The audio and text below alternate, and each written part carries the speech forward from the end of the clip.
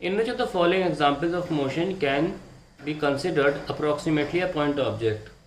A railway carriage moving without jerks between two stations. देखिए, जब भी हम बात करते हैं ट्रेन्स के केस में टू स्टेशंस, मिनिमम 100 किलोमीटर तो मान के चलिए होते ही हैं एक दूसरे से दूरी पर। और एक ट्रेन की लेंथ बहुत से बहुत, ट्रेन मैक्सिमम से मैक्सिमम 2 किलोमीटर हो जाएगी। वैसे मैं 1 किलोमीटर लेके चलना चाहिए। तो 1 किलोमीटर ट्रेन की लेंथ है और दोनों रास्तों के बीच में 100 किलोमीटर है।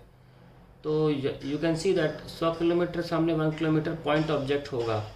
सो we can consider railway carriage as a point object between the two stations. A monkey sitting on the top of a man cycling smoothly on a circular track. देखिए, अक्सर सर्कस में सर्कुलर ट्रैक काफ़ी बड़े होते हैं और ऐसा काम कोई सर्कस में ही करेगा। करीब करीब मेरे ख्याल से 200 मीटर का तो होता ही है ये। अगर 200 मीटर की बात करें तो 2πr is equal to 200 metre, है ना। So radius will be 200 upon 2π, 100/π of करीब करीब 31.4 मीटर आ जाएगा ये। तो 30 मीटर का रेडियस करीब करीब है। 30 मीटर बहुत होता है यार, ठीक है। और कहाँ बंदर का साइज, तो बंदर को भी हम पॉइंट ऑब्जेक्ट मान सकते हैं। A spinning cricket ball that turns, आप इसको पाथ लेंथ के हिसाब से भी मान सकते हैं, पर क्योंकि मोशन जो है वो ऐसे देखा जाएगा, ठीक है, इस तरीके से, तो सेंटर से देखा जाएगा। इसलिए मैंने ऑब्जर्वेशन पॉइंट जो है वो सेंटर से है बंदर को, ठीक है। तो हम यही डिस्टेंस ले रहे हैं। ये मैं सोचिए कि मेरे लगा कि आप लोग सोच रहे होंगे कि पाथ लेंथ ये ले लीजिए, इस पूरे पाथ में बंदर का साइज़ देख लीजिए। आप देखना चाहे देख सकते हैं, यहाँ कुछ स्पेशली मेंशन नहीं है, लेकिन हमने रेडियस के अकॉर्डिंग देखा है क्योंकि ऑब्जर्वेशन यहाँ है पॉइंट जहाँ पे बंदर है। वैसे भी देखेंगे तो बंदर का साइज़ 30 मीटर के सामने बहुत कम है। A spinning cricket ball that turns sharply on hitting the ground, ये मान लीजिए पिच है, तो बॉल आई और टप्पा खा के ये बैट्समैन के पास चलेगी। ठीक है, बॉल, क्रिकेट बॉल जो होती है बहुत से बहुत कहें हम 3 इंचेस थिक मान के चलता हूँ मैं।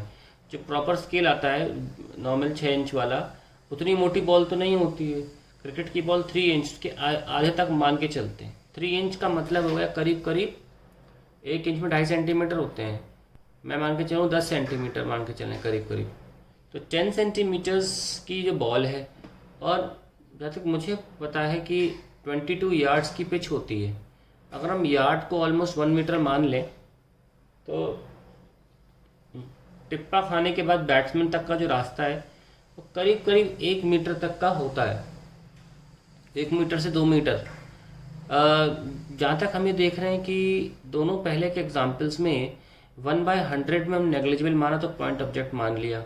बंदर का साइज़ भी 30, बंदर की थिकनेस तो बहुत कम होगी 30 मीटर के सामने, या अगर आप 200 मीटर को ले रहे हैं तो उस लिहाज से तो बहुत ही कम होगी। 10 सेंटीमीटर 2 मीटर के सामने नेग्लिजिबल तो नहीं है, ठीक है। तो ये थोड़ा सा डाइसी है, हम इसको नेग्लिजिबल मान भी सकते हैं। देखिए, अगर आप, हम ये मान के चल रहे हैं कि हिटिंग द बैट्समैन, ज़मीन के बाद बैट्समैन तक पहुंचने में जो डिस्टेंस है वो कम है, उसके हमें 10 सेंटीमीटर को नेग्लेक्ट करना गलत होगा। पर अगर बॉल जहाँ से फेंकी जा रही है और फिर टिप्पा खा रही है वहाँ से देखेंगे ये डिस्टेंस, तो फिर हम इसे पॉइंट ऑब्जेक्ट मान सकते हैं। एक पूरी पिच के सामने तो बॉल डेफिनेटली पॉइंट ऑब्जेक्ट है, डेफिनेटली एक पूरी पिच के सामने। पर यहाँ पे क्लियरली मेंशन है turns sharply on hitting the ground, यानी कि जितने एरिया में वो टर्न कर रही है हमें वो डिस्टेंस लेना चाहिए, ठीक है। हालांकि अगर आप किसी सब्जेक्टिव एग्जाम में बैठे हैं और आप अपने हिसाब से इंटरप्रिटेशन बता दें कि नहीं हम तो पूरी पिच देख रहे थे, हम पिच से स्टार्टिंग से जहाँ से बॉलर बॉलिंग करता है वहाँ से लेकर टिप्पे तक देख रहे थे, in that case if you explain it well आपको मार्क्स मिल जाएंगे या आपका इंटरप्रिटेशन भी सही होगा। अभी मैं मान के चल रहा हूँ कि टिप्पे से लेकर बैट्समैन तक नेग्लिजिबल नहीं है, सो हम पॉइंट ऑब्जेक्ट नहीं मानेंगे इसको। मद्देनज़र considering the fact that I am taking pitch जहाँ पे टिप्पा खाती वहाँ से बैट्समैन तक, पॉइंट ऑब्जेक्ट नहीं मानेंगे, नॉट कंसिडरिंग, नो, ठीक है। नो,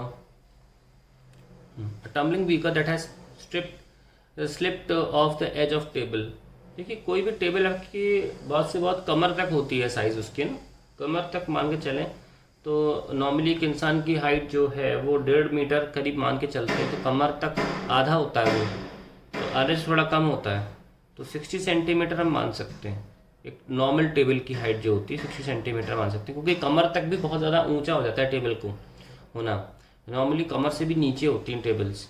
और बीकर जो होता है वो करीब करीब यार वो अपने छोटे स्केल से तो बड़ा ही होता है ना, 6 इंची स्केल से बड़ा ही होता है, 15 सेंटीमीटर तक का तो बीकर होता ही होता है मिनिमम।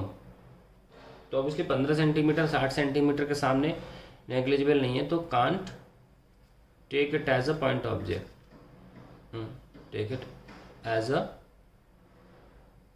Point object.